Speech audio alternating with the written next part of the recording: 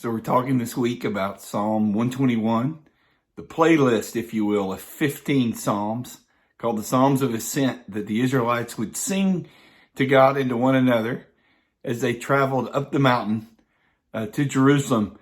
Now, if you were with us yesterday, you heard me say that the trip was two things. It was long and it was dangerous, that there were kids in the group asking, will we get there?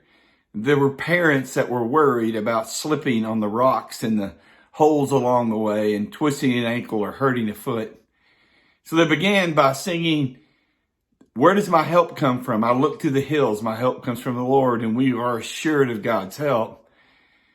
But worship turns from a focus on what God is doing to a focus on encouraging one another about the character and the nature of God. Look at these next two verses of Psalm 121. He will not let your foot slip.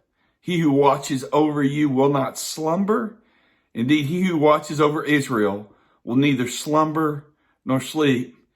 Is this a good word for anybody today in the middle of all of this craziness?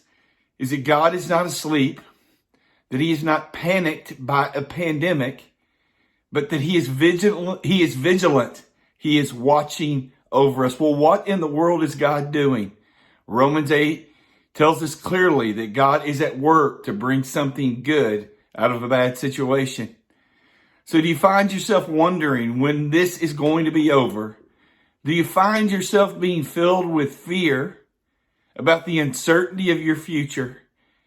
Encourage yourself and one another today in the truth that God is watching over you and that God is at work.